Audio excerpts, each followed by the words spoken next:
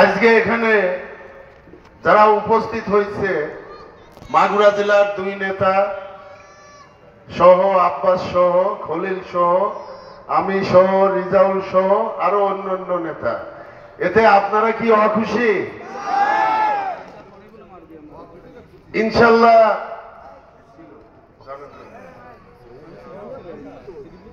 এখানে আমার সেনাসপদ ভাইগনে আব্বাস উপস্থিত ছিল। তার সম্ভবত যে কোনো একজন আত্মীয় মারা গেছে, যার কারণে আমাদের কাছ থেকে বিদায় নিয়ে সে সেই জানাজায় অংশগ্রহণ করছে। আমাদের দুইজন নেতা সুদক্ষ নেতা, দল চালানো নেতা, গণতন্ত্রের নেতা। সারা মাগুরায় যে বিভক্ত ছিল, ইনশাল্লাহ আশা করি এই দুই নেতার দ্বারাই সবাই এক হবে। আজকে শ্রীপুরে যাওয়া হয়েছে, ইনশাল্লাহ উনারা পারবেন। এখানে প্রথমেই উঠার আগে আমাদের ছাত্র দলের আহ্বায়ক, তার বক্তব্য আপনারা শুনছেন। এখানে ফরিদ নামে একটি ছেলে আছে, পাশে আছে কিনা? না, ওই ফরিদ না ভাই। তো যাই হোক, প্রত্যেকটি মাঠে দেখতেছেন যে সদস্য সংগ্রহ হচ্ছে। আমি ফরিদ নামের ওই ছেলেটিকে চর উদোষ বাড়ি একটু এই মঞ্চের পাশে এসে দাঁড়ানোর অনুরোধ করছি। সেখানে ছাত্র দলের আহ্বায়ক বলছেন যে সামনে যে সমস্ত ইউনিয়ন সদস্য সংগ্রহ করবে, তারা তার মূল বক্তব্য আছে সঠিক সদস্য যেন নির্ণয় করা হয় বা সঠিক সদস্যর তালিকা যেন করা হয়। এখানে যদিও মঙ্গলবারে আমলসার ইউনিয়নের সদস্য সংগ্রহ করার ডেট রয়েছে, সকাল 10টায় লালবান্ধ হাই স্কুলে দুইটা ইউনিয়ন, একটা আমলসার ইউনিয়ন, একটা গয়াসপুর ইউনিয়ন।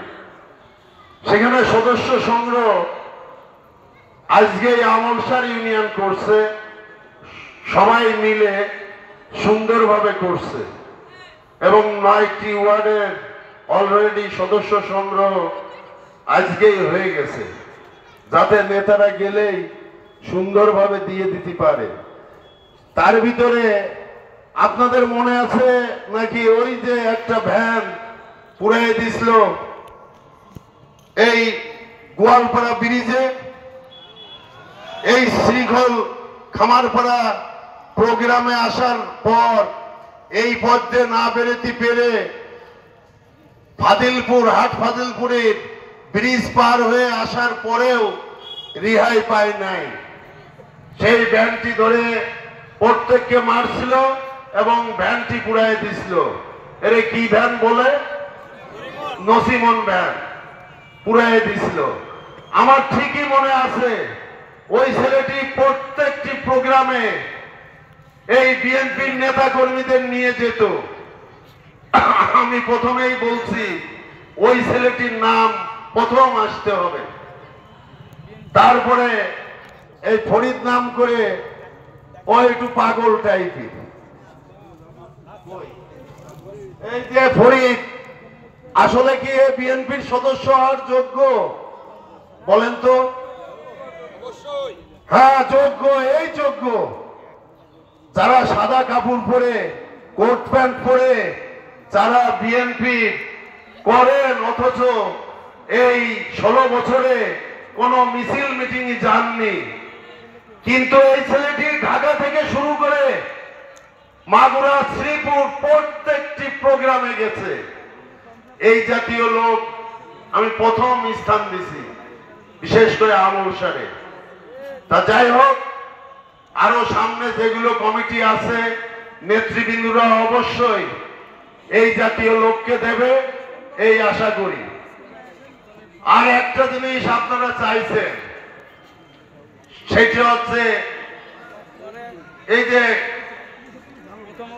সারের সমস্যা, সারের সংকট, এটি আসলে অনেক দিন ধরে সংকট। সারের সংকট হলেও বর্তমান আমাদের ভারপ্রাপ্ত চেয়ারম্যান উনি কি সার দিতে পারবে?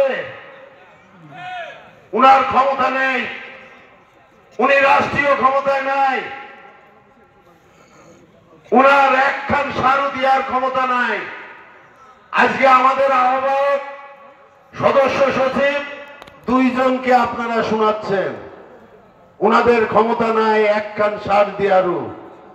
হ্যাঁ, ক্ষমতার অধিকার ভবিষ্যতে যদি দেন উনারা দিতে পারবে। আপনারা যদি চিন্তা ভাবনা করেন সামনে বিএনপির রাষ্ট্রীয় ক্ষমতায় বসাবেন, সেদিন উনাদের কথা অফিসাররা শুনবে। এই উনারা চিন্তা করবে, আমাদের ভারপ্রাপ্ত চেয়ারম্যান চিন্তা করবে আমার কৃষক সার সংকটে যাতে না ভোগে। আপনাদের উদ্দেশ্য থাকতে হবে সামনে নির্বাচন, সংসদ নির্বাচন, ওই নির্বাচনে যাতে এই বিএনপি ক্ষমতায় যেতে পারে। আপনারা সেইভাবে যদি এখন থেকে তৈরি হন তাহলে রাষ্ট্রীয় ক্ষমতায় ইনশাল্লাহ বিএনপি যাবে। অল্প টাইমেই আজান দেবে।